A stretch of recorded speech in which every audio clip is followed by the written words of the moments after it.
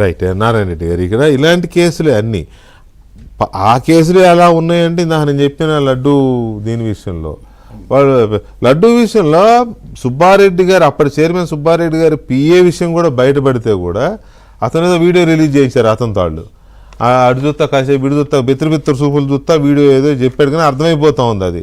Okay, దాని మీద కూడా మాట్లాడతాడు ఈయన, లడ్డు ప్రసాదంలోనూ విష ప్రచారం చేశారని చాలా క్లియర్గా అక్కడ ఎంత కమిషన్ తీసుకున్నాడు. పరకామణిది భానుప్రకాష్ రెడ్డి పాపం ఒంటరి పోరాటం చేస్తూ ఉన్నాడు.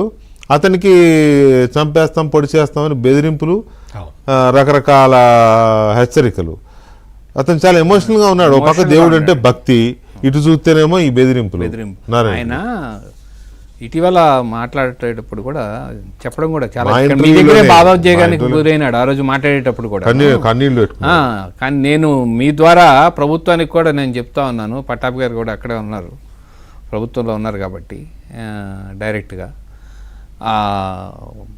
ఎవరైతే భానుప్రకాష్ రెడ్డి ఉన్నాడో ఆయన బంధువులు కావచ్చు వాళ్ళని అనేక విధాలుగా బెదిరిస్తూ ఉన్నారు. ఆ స్థానిక ఎమ్మెల్యే అయినటువంటి ఎవరైతే ఆయన మీద ఇవాళ అభియోగం వచ్చిందో ఆయనే ఈ రిట్రై చేసి వీటినన్నింటినీ కూడా ప్రభుత్వం బయటికి తీసి అప్పుడు ఉన్నటువంటి వీడియోలన్నింటినీ కూడా మాయం చేసి ఆ కేసును క్లోజ్ చేసేసిన దాన్ని నువ్వు ఎందుకు తిరిగి తోడావు అని చెప్పనేసి అతని మీద అనేక విధమైనటువంటి బెదిరింపు కాల్స్ రావడం కానీ లేకపోతే చంపేస్తామని చెప్పడం కానీ అని చెప్తున్నారని చెప్పి ఆయన చెప్తా ఉన్నాడు.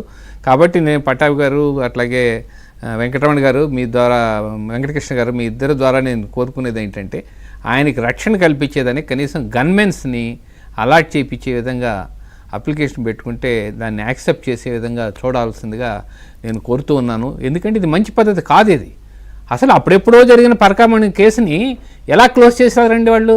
ఏ విధంగా క్లోజ్ చేస్తారు? శాంతి భద్రత అనేది ఆలోచన చేస్తే ఒక హిందూ దేశంలో హిందూ దేవుని సన్నిధిలో ఈ విధంగా తప్పు జరిగినప్పుడు ఆ కేసుని ఏ విధంగా క్లోజ్ చేస్తారు? దానికి ఉన్నటువంటి బోర్డు కావచ్చు, చైర్మన్ కావచ్చు, లేకపోతే అక్కడ ఉన్నటువంటి ఆ రోజు ఉన్నటువంటి ఈఓ కావచ్చు, ఏ విధంగా యాక్సెప్ట్ చేశారు? అది ఎంత తప్పది?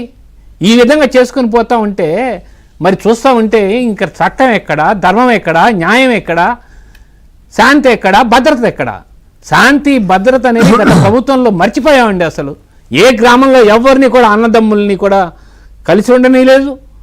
అదేవిధంగా పార్టీలు ఉన్నా కూడానండి ఈస్ట్ వెస్ట్ ఆ యొక్క నాకు తెలిసినంత వరకు ఈస్ట్ గోదావరి వెస్ట్ గోదావరిలో ఎప్పుడు కూడా కొట్టుకునేవాళ్ళు కాదు. అసలు పోలీస్ స్టేషన్లకి ఎవరైనా పంపిస్తుంటే కూడా అక్కడ ఏముంది సార్ ఫ్రెండ్లీ పోలీసు, అక్కడ ఏం కేసులు ఉండవు, ఏముండవు సార్ అనేవాళ్ళు.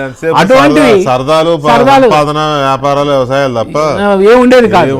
అటువంటి గ్రామాల్లో ఇళ్ళు తగలబెట్టుకునేటువంటి పరిస్థితులు, కొట్టుకునేటువంటి పరిస్థితులు, చంపుకునేటువంటి పరిస్థితులు ఇంత దూరం తీసుకొచ్చిన తర్వాత ఆ శాంతి భద్రత అంటే లా అండ్ ఆర్డర్ అనేది అసలు కనుమరుగైపోయింది. కాబట్టే గత ప్రభుత్వం గాల్లో కొట్టుకుపోయేదానికి కారణం, ప్రధానమైన కారణం అదేనండి, శాంతి భద్రతలు లోపించడం వల్లనే.